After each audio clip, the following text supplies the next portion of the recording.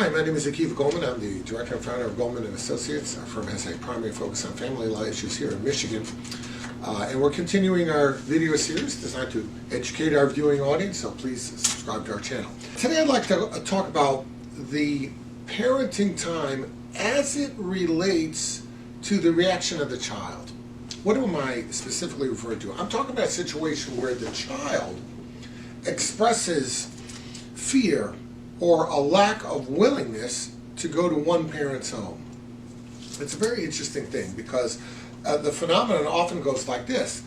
When dad is picking up the child doesn't want to leave mom. Once the child is with dad, when it comes to dad bringing back the child or mom picking back the child doesn't want to leave dad.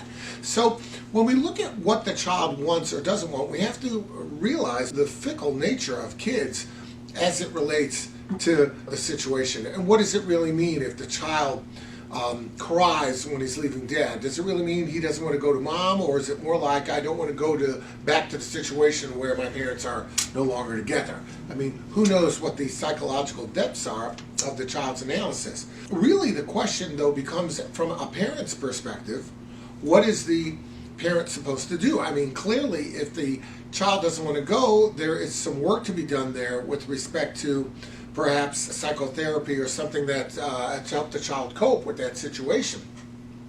But what are the parent's obligations? Does the parent have a right to say, well, yeah, I guess you don't want to go, so you don't have to go?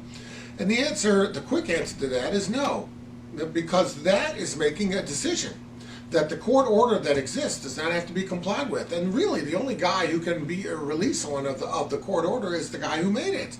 That judge who said, this is my order, and you got to listen to it. If you want to sort of go over or reverse or nullify his or her order, you're going to have to go back to that judge and get permission. You're going to have to move to set it aside and modify it. You don't have the right to just say, well, Junior doesn't want to go, so I guess he doesn't have to go.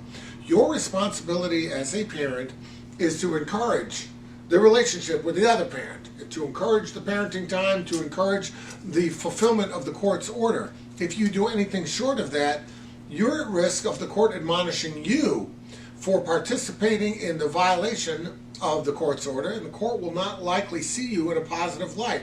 Now, it's true, maybe there's an extenuating circumstance, maybe it's a danger, maybe you didn't want to give the child to the parent because the parent showed up drunk or high or something that's a danger to the child.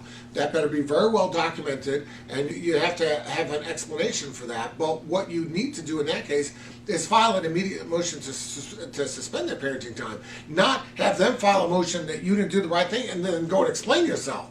So you got to be on top of those things. If you have any questions about your particular case, because each one is different, of course, reach out. We'll be glad to help you out.